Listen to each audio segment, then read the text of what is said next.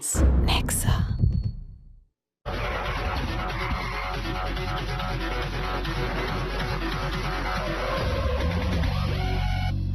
Hello and welcome to ZeeGnition, the right place to be to get up to speed with all that's happening in the world of auto.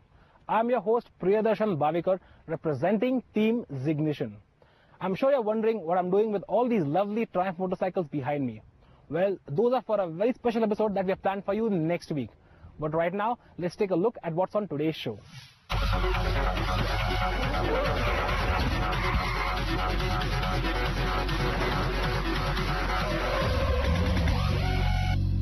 Well, now that you've seen what's on the show, let's just jump right into things. Now, undoubtedly, Maruti Suzuki is the #1 car maker in the country. But they haven't enjoyed much success in the higher segments until, of course, they launched the Ciaz last year. Well, this year, Maruti has launched their first crossover, the S-Cross. And our editor-in-chief Adil Jal Darukhanawala took the S-Cross for a drive near Nasik to find out if it has what it takes to win Indian car buyers' hearts. Maruti Suzuki is the undisputed market leader in the country when it comes to cars. Having said that, it makes its fortune at the bottom of the pyramid. Everything which it does is A+, and B segment cars. It has never made a success of cars going above the Swift Desire or earlier the Esteem. All its products ahead of these cars, like beginning with the Baleno, then we had the SX4, the Kizashi is another example which comes to mind, then the petrol engine Vitara.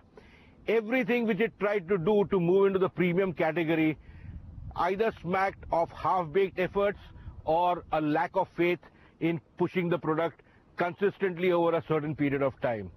The Ciaz, which has just come in a few months ago, is a real case in point. It's trying to break that glass ceiling where the likes of Honda resides. So what does Maruti have to do? It has to think out of the box. It showed something 2 years ago at Auto Expo in the form of the Concept S-Cross. That is the car which has now come into production. Say hello to what they say is a crossover. It's still front-wheel drive. It looks like a larger hatch on a saloon platform. It may have got larger wheels. It has that butch look to it. But will it do the business? Let's put it through its paces here on the outskirts of Nasik, really verdant territory, and let's sample two great engines which reside under the bonnet. A 1.3 which is familiar to many, but the big story is another Fiat-inspired diesel, the 1.6 with 320 Newton meters of torque on tap. That, I feel, would be the clincher.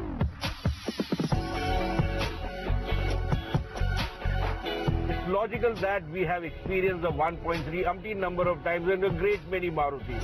So the 1.6 litre diesel is really speaking the car to have when you are considering a vehicle like the S-Cross. And for good measure, because this large Fiat diesel carries the inherent sophistication and strength of the award-winning multijet and adds more displacement along with lots more lugging power, twisting torque, and the ability to really mile munch in a very, very good manner. It's not just about big engine and a lot of torque, but it's also a question about how well it is mated to a transmission that can use all the torque at different peak points optimally. And because in India, drivability is key. Key not just to fast progression on the roads to devour distance, but also to get that one big god of everything in motoring in India, and that's fuel efficiency.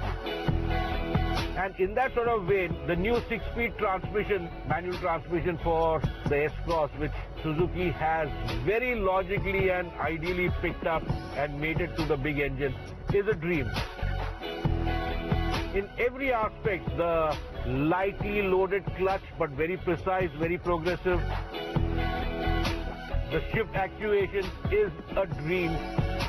Really buttery smooth, but nothing wishy-washy, and it just really glides into each and every cog with a mechanical ability unlike any.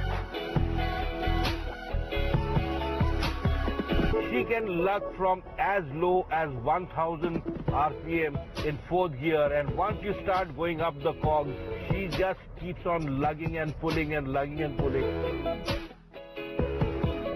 It augurs well because it's a larger cabin Maruti, unlike any in the business right now in the present day portfolio. So you are going to take everyone in the car, including your mother-in-law and the kitchen sink virtually, if you are going to use it on an excursion out of the city. And this is also a family car par excellence. Where the 1.6 litre packs in its power delivery and pushes it through the two front wheels, and it's the front wheels which do all the pulling rather than many others which use all-wheel drive. And here Maruti has thought it fit to give the right set of tires, because traction will be very, very imperative when you have got more torque. We don't want to lose it on wheel spin, and by and large it's a tarmac configuration, which is the right way to go for a car of this nature.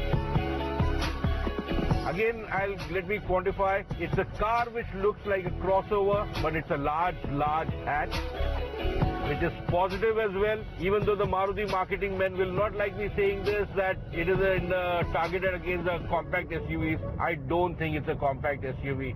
It may look butch, but it drives like a very, very good large hatch or a medium-sized saloon. And I think Maruti's true calling could be there. I don't like the styling, not a wee bit at all, but I like what I experienced inside the cabin. The leather-wrapped steering wheel, the multifunction switches on that, the touchscreen controls for the audio system, the navigation, the AC is a delight, but then we are right now in the thick of the monsoon where the mercury is anyway dipped low. So all these things will matter later on when we get into peak summers and whatnot. The seats are excellent with great under-thigh support, which is very important on long drives. It's got very good side support as well. Simple touches which really abound. Other than that, the car runs well, she brakes well, she steers excellently. The ride is very well damped, and I think this is where families will find it really a boon, because larger wheels, wider footprint, very well sorted out suspension, and the view outside, apart from that slightly intrusive A-pillar on the driver's side to a certain degree, which is a phenomenon across small cars and large saloons as well these days in the interest of safety. Apart from that, there's nothing to fault as far as driving position is concerned. The chassis structure, the monocoque structure itself is really brilliantly done. Maruti engineers said they've worked 4 years on perfecting everything on a monocoque structure to get the rigidity right, and from there on they built in the reliability, they've ironed out the NVH, they got the tires sussed out. In essence, I think they have made a damn good family car. And I think if they really keep faith with this car and push it, then I'm sure the Nexa philosophy will just stay. Or the new excellence in automotive experience, which is going to be the thrust of selling the cars like the S-Cross and some more to follow in the bigger rarefied prestige class, can really bear fruit. Till then, enjoy the car, and let's look at Maruti unraveling its next step, trying to entice more buyers to look at this car in its entirety.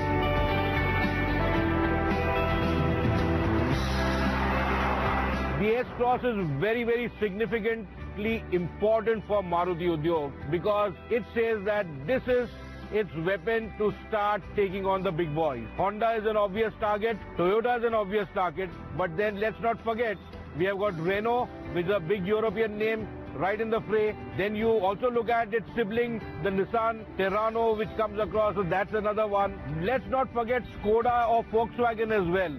So all these cars are going to be its rivals. Does this car have what it takes to really take the fight to these guys?